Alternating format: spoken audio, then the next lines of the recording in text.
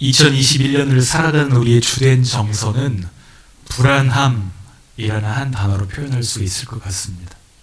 지난 주간에 코로나 백신의 접종이 시작되었습니다.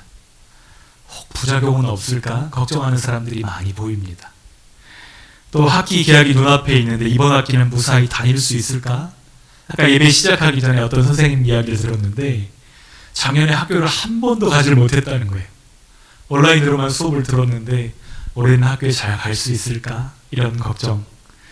그리고 멀리서 들려오는 소식이지만 여러분들 가운데는 없겠죠. 혹시 비트코인 투자한 친구들이 있나요? 가격이 어떻게 되나 밤에 잠을 이룰 수가 없다고 걱정. 요즘 우리들을 가장 불안하게 하고 걱정하게 하는 것은 무엇인가요? 여러분들의 마음을 흔들어대는 그것은 무엇인가요? 부모님들은 이런 이야기를 하더라고요. 어떤 이야기냐면 자녀들의 루틴이 깨질까봐 걱정이라고. 작년 한 해도 망했는데 올 한 해는 어떻게 이 습관들을 잡아줘야 될지 걱정이라고. 이런 이야기들을 하는 걸 듣습니다. 또 우리 고3 올라가는 친구들 한번 잠깐 손 들어보세요. 네, 화이팅입니다.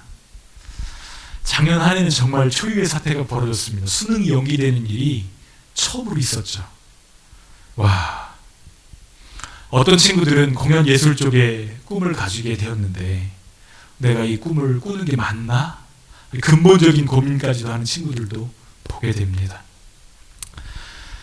지난주 저는 각기 다른 보험사에서 세 통의 전화를 받았습니다. 어떤 얘기했냐면 첫 번째는 암보험이었는데 세 사람 중 한 사람은 암이래요. 준비는 하셨나요? 이런 전화했어요. 두 번째 보험사에서는 40대는 심혈관계 질환 비중이 급증하고 있는데 대비는 하고 계신가요?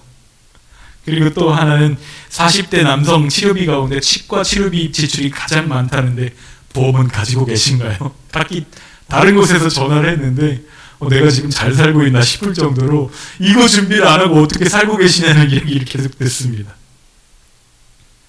개인만 아니라 시대적인 정서도 불안함 속에 살고 있습니다. 그래서 마케팅도 사람들이 그 불안함을 자꾸 자극하는 것 같아요.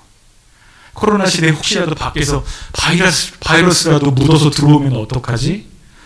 의류를 관리하는 스타일러 광고인데 안전에 대해서 이야기해요. 옷에 대해서 얘기하지 않고 안전을 이야기합니다. 위기는 그렇게 우리의 생각과 마음을 불안정하게 만듭니다. 사탄은 그 불안감을 이용해서 우리의 삶을 허물어뜨리려고 하고요. 하나님은 반대로 그 불안감을 통해서 우리를 성장하게 하십니다. 여러분 이것을 아셔야 돼요. 이게 굉장히 중요합니다. 어떻게 하면 이 불안감을 나를 세우고 나를 회복시키는 하나님의 에너지로, 그 귀한 에너지로 바꿔서 쓸 수 있을까요? 오늘 우리가 함께 나눌 하나님의 말씀은 우리의 피난처요 큰 도움이신 하나님을 바라보라고 말씀하고 계시는데요. 시편 46편 1절 말씀만 함께 읽도록 하겠습니다. 시편 46편. 성경책 가운데를 잡아가지고 딱 피면 시편이 나오죠. 시편 46편 1절 말씀 우리 함께 읽겠습니다. 준비되셨으면 저를 잠깐 봐주세요. 네. 함께 읽겠습니다. 시작. 하나님은 우리의 피난처시요 힘이시니 환난 중에 만날 큰 도움이시라. 아멘. 시인은 지금 하나님이 우리의 피난처 큰 도움이시라고 고백하고 있습니다. 그런데 여러분 시의 언어는 설명적이에요? 함축적이에요? 함축적이죠. 이것을 생각하면서 우리가 시를 다시 보았으면 좋겠어요. 하나님은 내게 어떤 분이십니다. 이렇게 고백할 때에 피난처십니다. 요새십니다. 빛이십니다. 반석이십니다. 여러분 한번 생각해 보세요. 하나님을 나의 반석이라고 고백했다면 지금 그 고백을 했던 그 시인의 처지는 어떤 처지였었겠어요? 그 단단한 돌 위에 설 수 없을 만큼 휘청휘청거리고 허우적거리고 수렁 속에 있던 그의 인생 아니었겠어요? 이것을 좀 상상하면서 읽어보자고요. 그러니까 하나님이 빛이십니다 이렇게 고백하면 그 고백하는 시인의 마음은 심한 어두움 가운데서 고통당했는데 하나님이 나에게 빛을 비추셨다는 의미가 되는 거잖아요. 자, 그런 맥락에서 읽어보면 하나님이 나의 피난처십니다 이렇게 고백하는 시인의 상황은 얼마나 급박했을까요? 여러분 혹시 국제시장이라는 영화 본 적이 있어요? 거기서 피난 가는 장면이 나옵니다. 막 배에 올라타는데 이게 떨어지고 막 아빠는 데리러 가겠다고 하고 이런 장면들이 나오는데 그 피난의 장면들을 한번 생각하면서 하나님이 나의 피난처시다는 고백이 얼마나 급박한 어려움 속에서 나를 구출해 주시는 하나님이신지를 상상하면서 읽어봤으면 좋겠어요. 학자들은 시편 46편이 아수르의 왕 사네립이 18만 5천 명의 군대를 이끌고 이스라엘을 치려고 들어왔을 때를 배경으로 한다, 이렇게 이야기합니다. 엄청난 위기죠. 그때 히스기야가 적들의 편지를 하나님 앞에 이렇게 펴놓고서 기도합니다. 하나님, 지금 적들이 하나님의 이름을 이렇게 모욕하고 있습니다. 만군의 하나님, 하나님의 이름을 부르면서 히스기야가 기도했을 때에 어떤 일이 벌어졌는지 열왕기하 19장 35절에 이렇게 기록하고 있는데요.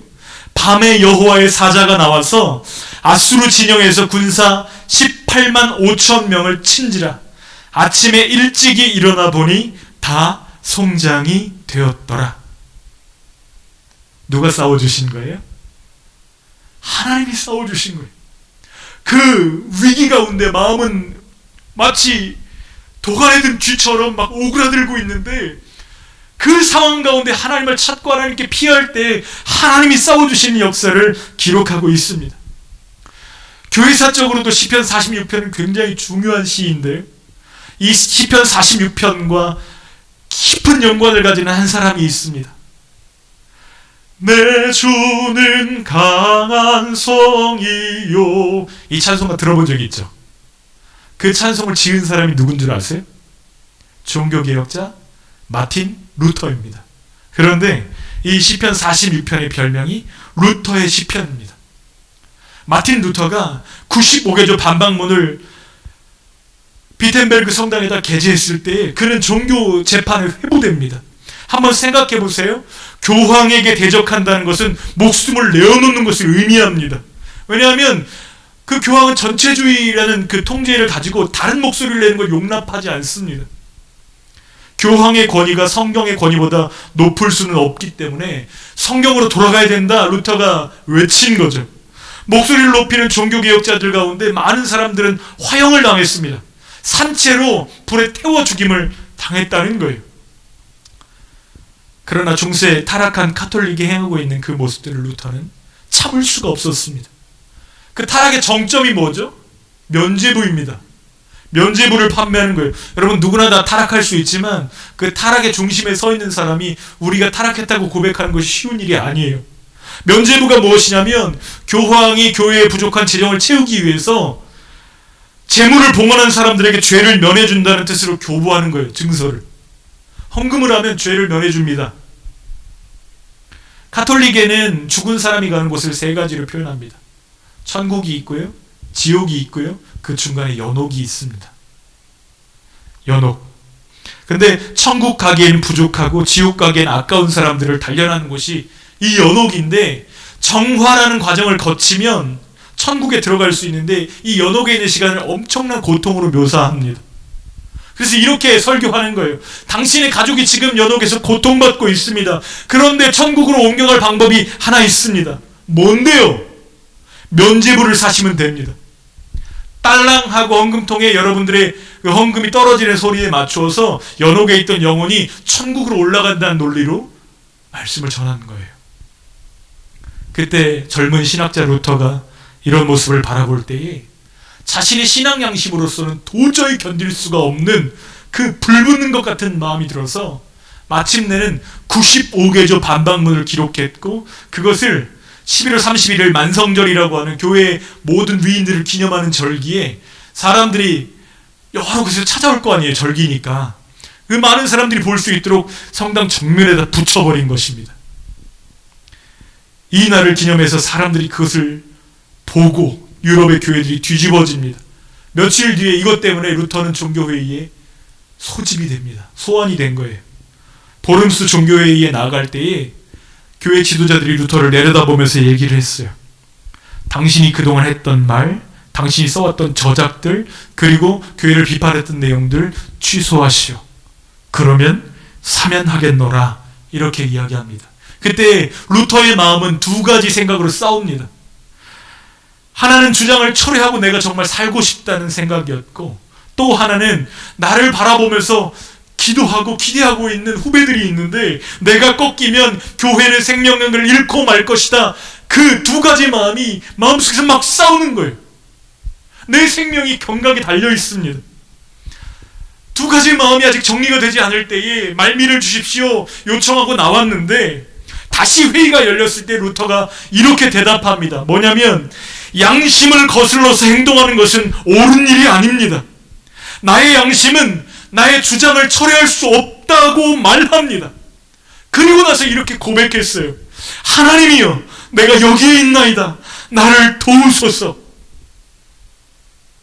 루터는 죽을 것을 알았을까요? 몰랐을까요? 엄청난 두려움이 자신을 찍어 누를 때에 이 말씀, 오늘 우리가 읽었던 시편 46편 1절 말씀이 생각났던 거예요.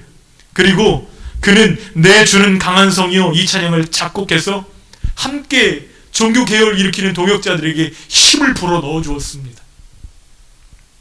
죽음을 이길 능력이 이 말씀 가운데 담겨 있었다는 루터의 고백이죠.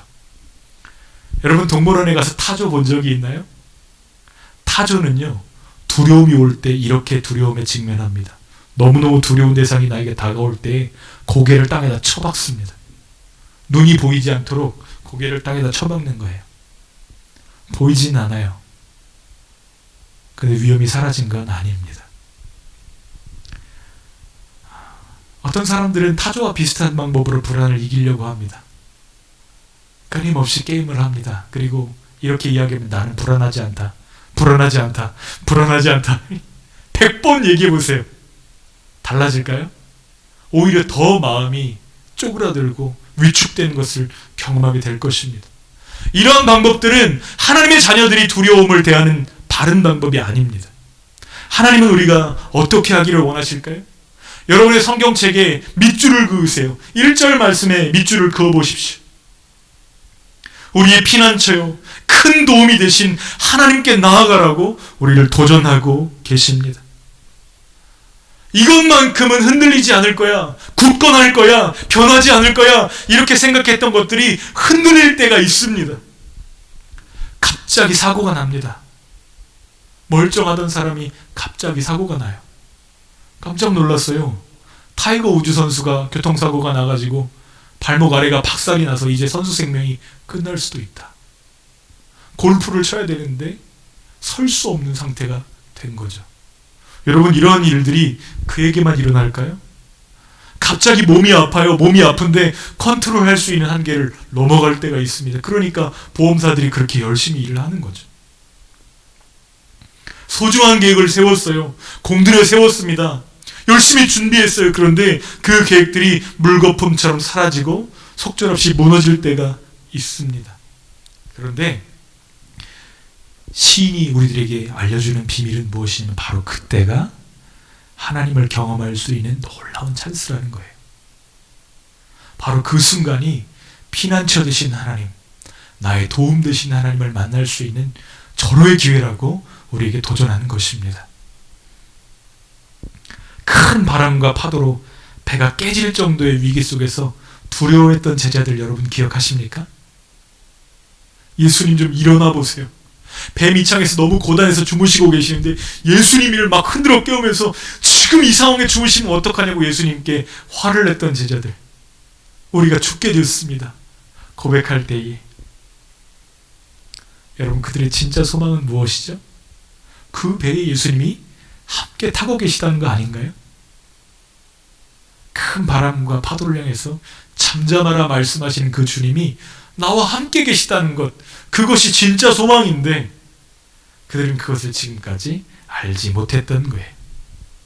그래서 그 사건을 통해서 제자들은 이것을 배웁니다. 저가 누구시길래 바람과 바다도 순종하는가?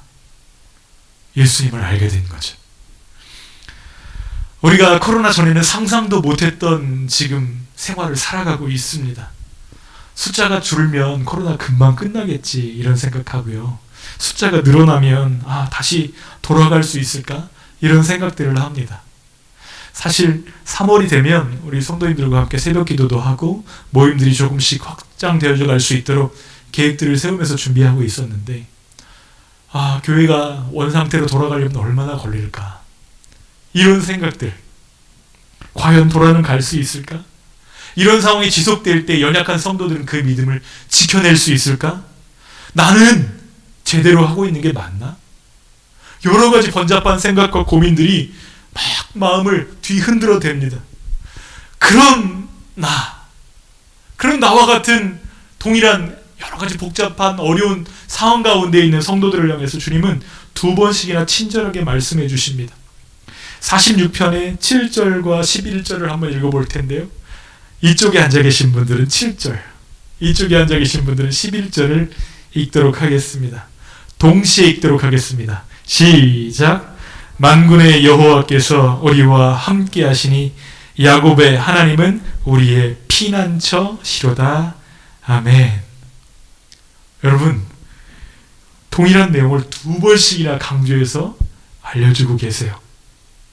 구약 성경을 보면 만군의 여호와라는 표현이 자주 등장합니다. 여러분 많이 보셨죠?